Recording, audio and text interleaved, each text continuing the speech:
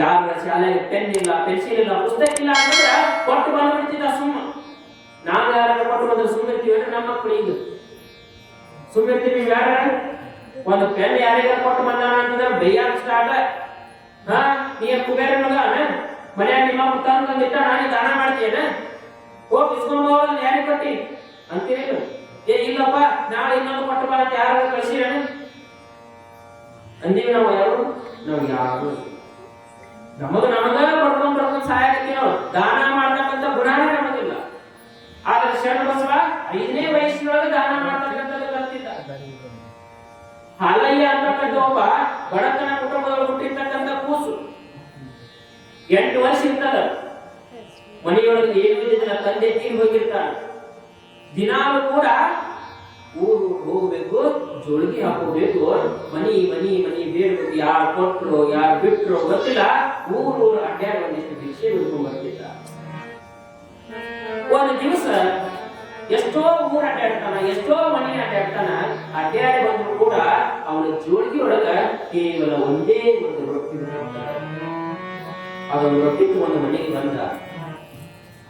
ಮನೆಗೆ ಬಂದು ಕಾಯಿಲ್ಲ ಅವನ ಕೈಯಾಗಿ ಕೊಡ್ತಾನೆ. ಇವತ್ತ ಎಷ್ಟೋ ಊರು ಅಡ್ಡಾಡಿದ್ರು, ಎಷ್ಟು ಮನೆ ಅಡ್ಡಾಡಿದ್ರು, ಇದು ಒಂದೇ ರೊಟ್ಟಿ ಸಿಕ್ಕತಿ ತಗೋ ಇವ ಅಂತ ಕೊಟ್ಟ. ಅದ್ರೊಳಗ ಅವ ಮನೆಯಾಗ 4-5 ಮಂದಿ ಅದ ಒಂದು ರೊಟ್ಟಿ ಒಳಗ 3-4-5 ತುಂಡು ಮಾಡಿ ಇರ್ತಾಳ. ಹಾಲಯ್ಯ ಅಂತ ಯವ್ವ ಎಲ್ಲಾರಿಗೆ ಹಂಚೋ, ನಾ ಶಾಲೆಗೆ ಹೋಗಿ ಬರ್ತೀನಿ ಅಂತ ಮುಂಜಾನೆ ಭಿಕ್ಷೆ ಬೇಡೋದು, ಮಧ್ಯಾಹ್ನ ಶಾಲೆಗೆ ಕಲಿಯೋದು. ಶಾಲೆ ಮುಗಿಸ್ಕೊಂಡು ಬಂದ ಸಾಯಂಕಾಲ ಒಂದಿಷ್ಟು ಮುಖ ತಕ್ಕೊಂಡು ಏನ್ ಅವ ತಗಲಿಟ್ಟಿದ್ದು ಒಂದಿಷ್ಟು ತುಣುಕು ರೊಟ್ಟಿ ಇದ್ದು. ಆ ರೊಟ್ಟಿ ಬಟ್ಟಿಸಿದ್ದು. ಆ ರೊಟ್ಟಿ ಉಣ್ಬೇಕಂತ ಕೈಗಾಗ ಹೋಗಿ ತಕ್ಕೊಂಡು ಕೈ ಒಳಗೆ ರೊಟ್ಟಿ ಇಟ್ಕೊಂಡ. ಇನ್ನೇನ್ ಆ ರೊಟ್ಟಿ ತಗೊಂಡು ಬಾಯಿಗೆ ಒಯ್ಬೇಕು. ಭಿಕ್ಷಾಂದೇಹಿ ಅಂತಕ್ಕಂಥ ಶಬ್ದ ಮನಿ ಹೊರಗ ಒಬ್ಬ ಜಂಗಮ ಬಂದು ಇವ ಭಿಕ್ಷಾಂದೇಹಿ ಅಂತ ಅಂದ. ಇದೇನು ಓದಿದ್ದಲ್ಲ ತುತ್ತ ತಾಯಿ ನಿಲಮ್ಮ ಅಂತ ಯಾಕೆ ಹೆತ್ತ ಕರಗಲ್ಲ.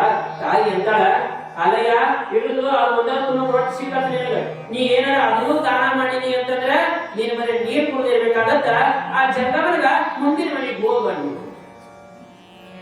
ಮುಂದಿನ ಮನೆಗೆ ಹೋಗ್ಬಂತ ಹೇಳ್ಬಿಟ್ಟು ರಗ ಮನೆಗೆ ನಾವು ಯಾರ ನೀಡ್ತಾರ ಅಂದಾಗ 8 ವರ್ಷದ ಅಲಯ್ಯ ತಾಯಿ ಹೇಳ್ತಾನ, ಯವ್ವ ನಾನು ಒಬ್ಬ ಜಂಗಮ, ನಾನು ಮುಂಜಾನೆ ಎದ್ದು ಜೋಳಿಗೆ ಹಾಕೊಂಡ ಮನಿ ಊರು ಬಿಸಿಲಾಗ ತಿರುತ್ತೀನಿ. ಯಾರೋ ಏನೋ ಭಕ್ತರು ಪರಿಚಯ ಇಲ್ಲ ಅಂತವ್ರ ಮನಿ ಮುಂದೆ ನಿಂತು ಹೋಗಿ ಭಿಕ್ಷಾಂದೇಹಿ ಅಂತ ಕೈ ಹೊಡ್ತೀವಿ. ಯವ್ವ ನೀಡ್ರಿ ಅಂತ ಭಿಕ್ಷಾಂದೇಹಿ ಅಂತೀವಿ. ಅವ್ರು ನೀಡ್ಲಿಲ್ಲ, ಮುಂದಿನ ಮನೆಗೆ ಹೋಗು ಅಂದ್ರ ಅದು ಎಷ್ಟು ನೋವಾಗುತ್ತೆ ಗೊತ್ತವ್ವ. ನಾನು ಚಂಗಮ್ಮ ಅದೀನಿ, ಮುಂದಿನ ಮನೆಗೆ ಹೋಗು ಅಂದ್ರ ಎಷ್ಟು ನೋವಾಗುತ್ತೆ ಅನ್ನೋದು ನನಗೆ ಗೊತ್ತೈತಿ. ಆ ನೋವನ್ನು ನಾ ಅನುಭವಿಸಿಯವ. ಅಂತ ನೋವನ್ನ ನನ್ನ ಮನೆ ಬಾಗಿಲಿಗೆ ಬಂದಿರ್ತಕ್ಕಂಥ ಜಂಗಮ ಅನುಭವಿಸಬಾರ್ದು ಅಂತ ಆ ತುಣುಕು ರೊಟ್ಟಿಯನ್ನು ದಾನ ಮಾಡಿರ್ತಕ್ಕಂಥವನ ಹಾಲಯ್ಯ ಹೋಗಿ ದಾನ ಮಾಡ್ತಾರ. ಅವರ ಕಾರಣಗಲ್ಲ ಮಹಾಕುಮಾರಸ್ವಾಮಿಗಳ ದಾನ ಮಾಡಿರ್ತಕ್ಕಂಥ ಪ್ರತಿಫಲಗಳು ಅವೆಲ್ಲ. ಯಾಕೆ ದಾನ ಮಾಡ್ಬೇಕು ಅಂತಂದ್ರ ಆ ದಾನ ಮಾಡೋದ್ರಿಂದ ನಮ್ಮೊಂದಿಷ್ಟು ಪುಣ್ಯಗಳ ಪ್ರಾಪ್ತಿ ಆಗ್ತಾವ, ನಮಗ ಭಗವಂತನ ಒಂದಿಷ್ಟು ಕರುಣೆಗಳ ಬರ್ತಾವ. ಅದಕ್ಕೆ ದಾನ ಮಾಡ್ಬೇಕು. ಪಾಪ ಹೋಗುವಂತ ದಾನ ಮಾಡಿದ್ರ ಇವೆಲ್ಲ ದಾಸರು ನೋಡಿರಲ್ಲ, ದಾಸರ ಹೆಸರು ಕೇಳಿರಲ್ಲ. ಹಿಂಗ ಬೀದಿ ಒಳಗ ಪುರಂದರ ದಾಸರು ಏನ್ ಮಾಡ್ತಿರ್ತಾರ ಅಂತಂದ್ರ ಭಿಕ್ಷೆ ಬೇಡ್ತಿರ್ತಾರ. ಭಿಕ್ಷೆ ಬೇಡೋ ಸಂದರ್ಭದೊಳಗ ಇದ್ರಾಗ ಮನಿ, ಈ ಮನಿಯೊಳಗ ಭಿಕ್ಷೆ ಇಡ್ಸ್ಕೊಂಡಿರ್ತಾರ. ಇನ್ ಈ ಮನಿಗೆ ಹೋಗ್ಬೇಕು ಅನ್ನೋದ್ರಾಗ ಹೆಣ್ಮಗಳು ಬೆರಿತಿರ್ಬೇಕು. ಆ ಬೆರಿಕೆ ಹೆಣ್ಮಗಳು ಏನ್ ಮಾಡಿದ್ಲು, ಇವ್ರು ಹಿಂಗ ಹೊರಡ್ಬೇಕು ಅನ್ನೋದ್ರಾಗ ಪಟ್ಟಣ ಬಾಗ್ಲ ಹಾಕಿಬಿಟ್ಲು. ಬಾಗ್ಲ ಹಾಕಿದಾಗ ದಾಸರು ನಡುವಣೆಯಾಗ ನಿಂತಿರ್ತಾರ. ನಿಂತಾಕಿ ಮನಿ ಮುಂದೆ ನಿಂತರು ನೋಡಿದ್ರೆ ಬಾಗ್ಲ ಹಾಕಿದ್ದಾರೆ ರಪ್ಪನಾಗ. ಹಾಗೆ ಹೇಳ್ತಾರಂತ ಅವ್ರು ದಾಸರು ನಡುವಣೆಯಾಗ ನಿಂತ. ಕದವ ಹಾಕಿದಳು ಗಯ್ಯಾಳ ಗೂಳಿ ಕದವ ಹಾಕಿದಳು, ಕದವ ಹಾಕಿದಳು ಗಯ್ಯಾಳ ಗೂಳಿ ಕದವ ಹಾಕಿದಳು. ಒಳಗಿನ ಪಾಪ ಹೊರಗೆ ಬಂದಿತ್ತೆಂದು, ಹೊರಗಿನ ಪುಣ್ಯ ಒಳಗೆ ಹೋದಿತ್ತೆಂದು ಕದವ ಹಾಕಿದಳು ಗಯ್ಯಾಳ ಗೂಳಿ ಕದವ ಹಾಕಿದಳು. ದಾನ ಮಾಡೋದ್ರಿಂದ ನಮ್ಮ ಮನೆಯಾಗ ಏನ ಪಾಪ ಇದ್ರು ಕೂಡ ಅದು ಹೊರಗೆ ಹೋಗುತ್ತ. ಆ ಮಹಾತ್ಮರ ಪುಣ್ಯ ನಮ್ಮ ಮನೆಯೊಳಗೆ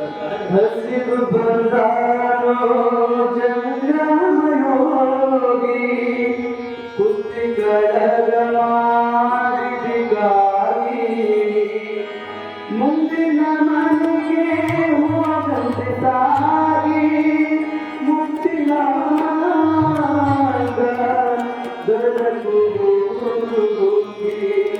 ಹರ ಹರ ಹರ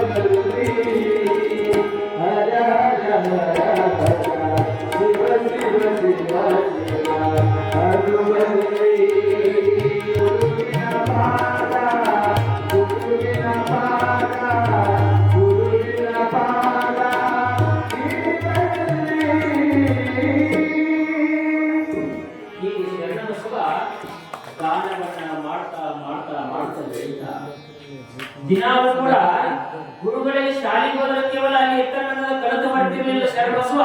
ದಿನಾಲೂ ಏನ್ ಮಾಡ್ತಾರೆ, ಗುರುಗಳಿಗೆ ಪ್ರಶ್ನೆಯನ್ನ ಕೇಳ್ತಿದ್ದಾನೆ. ಒಂದೊಂದ್ಸರಿ ಗುರುಗಳ ಇವು ಈ ಪ್ರಶ್ನೆಗೆ ಏನ್ ಉತ್ತರ ಕೊಡ್ಲಪ್ಪ ಅನ್ನುವಂತ ಪ್ರಶ್ನೆಯನ್ನ ಕೇಳ್ತಿದ್ದ ಶರಣಬಸವ. ಒಂದು ದಿವಸ ಗುರುಗಳಿಗೆ ಹೇಳ್ತಾನೆ ಶರಣಬಸವ, ಗುರುಗಳ ವಿದ್ಯೆ ಕಲಿಬೇಕು ಅಂತ ಎಲ್ಲಾರು ಹೇಳ್ತಾರಲ್ಲಿ, ಈ ವಿದ್ಯೆ ಕಲಿತ್ರೆ ಏನು ಲಾಭ ಐತೆ ನಮಗಲ್ಲ ಅಂತ ಶರಣಬಸವ ಗುರುಗಳಿಗೆ ಪ್ರಶ್ನೆ ಮಾಡಿದ. ನೋಡಿದಂತ ಪ್ರಶ್ನೆ, ವಿದ್ಯೆಯಿಂದ ಏನು ಲಾಭ ಐತಿ, ಈ ವಿದ್ಯೆ ಇದ್ರೆ ನಮಗೆ ಏನು ಬರ್ತದ ಅಂತ ಗುರುಗಳಿಗೆ ಪ್ರಶ್ನೆ ಕೇಳ್ತಾನೆ ಶರಣಬಸವ. ಆ ಗುರುಗಳು ಹೇಳ್ತಾರೆ, ನೋಡಿ ಶರಣಬಸವ, ವಿದ್ಯೆ ಅಂತಕ್ಕಂಥದ್ದು ಬಹಳ ಮುಖ್ಯವಾಗಿ ಬೇಕಪ್ಪ ಎಲ್ಲರಿಗೆ. ಯಾಕೆ ವಿದ್ಯೆ ಬೇಕು ಅಂತಂದ್ರ ಸಂಸ್ಕೃತಕಾರರು ಒಂದು ಶ್ಲೋಕ ಬರೀತಾವ ಶರಣಬಸವ, ನಚೋರಹಾರಂ ನಚ ರಾಜ್ಯಹಾರಂ ನ ಭ್ರಾತೃವಾಜಂ ನಚ ಭಾರಕಾರಿ ವೈಯಕೃತ ವರ್ಧತ ಏವ ನಿತ್ಯಂ ವಿದ್ಯಾಧನ ಸರ್ವಧನ ಪ್ರದಾನಂ ಅಂತ ಹೇಳ್ತಾರೆ. ಏನು ಗುರುಗಳ ಇದರ ಅರ್ಥ ಅಂತ ಶರಣಬಸವ ನೋಡು ಶರಣಬಸವ, ವಿದ್ಯೆ ಯಾಕೆ ಬೇಕು ಅಂತ ಕೇಳಿದರ, ನಚೋರಹಾರಂ ನಚ ರಾಜ್ಯಹಾರಂ. ಒಂದಿಷ್ಟು ಮನೆಯೊಳಗ ನೀವೆಲ್ಲ ಕೇಸರಿ ಅದಾಗಲ್ರಿ, ಕೇಸರಿ ಎಲ್ಲಾರು ಹಿರಿಯಾಕ ಒಂದಿಷ್ಟು ಮನೆಯೊಳಗ ಕೇಸರಿ ಒಳಗ ಒಂದ್ 2 ಲಕ್ಷ ರೂಪಾಯಿ ಒಂದ್ 4-5 ತೊಲಿ ಬಂಗಾರ ಇಟ್ರಿ ಅಂತಂದ್ರ ಆ ಬಂಗಾರ ನಿಮ್ ಸಿರಿ ಸಂಪತ್ತನ್ನ ಏನ್ ಮಾಡ್ಬೋದು, ಒಬ್ಬ ಕಳ್ಳ ಬಂದು ರಾತ್ರಿ ಕದ್ಕೊಂಡು ಹೋಗ್ಬೋದು. ಕೆಲವರು ನಿಮಗೆ ಗೊತ್ತಿದ್ದಕ್ಕೂ ಕದ್ಕೊಂಡು ಹೋಗ್ಬೋದು, ಇಲ್ಲ ರಾತ್ರಿ ಮನೆ ಒಳಗರ ಕದ್ಕೊಂಡು ಹೋಗ್ಬೋದು. ನೀವು ಇರ್ಲಾರಾದ್ರೆ ನಿಮ್ ಮನೆ ದರೋಡೆ ಮಾಡ್ಯಾರ ಅದನ್ನ ಕದ್ಕೊಂಡು ಹೋಗ್ಬೋದು, ಕದ್ಕೊಂಡು ಹೋಗಕ್ಕಾಗತ್ತೆ. ರೊಕ್ಕ ರೂಪಾಯಿ ಬಂಗಾರ ಬೆಳ್ಳಿ ಮನೆಯೊಳಗಿದ್ರೆ ಏನಾಗುತ್ತೆ, ಇವನೊಬ್ಬ ಕಳ್ಳ ಕದ್ಕೊಂಡು ಹೋಗ್ಬೋದು. ಒಂದು ರಾಜ್ಯ ಐತಪ್ಪ ನಮ್ಮದು, ನಚೋರಹಾರ ನಚ ರಾಜ್ಯಹಾರ. ನಾವು ಒಂದು ರಾಜ್ಯದ ರಾಜ ಆದನಿ, ಹೌದಾ, ನಾ ರಾಜ ಆದನಿ, ಎಲ್ಲಾ ನನ್ನ ಸಿರಿ ಸಂಪತ್ತು ಎಲ್ಲ ಐತಿ, ಎಲ್ಲ ಅದಾನಿ.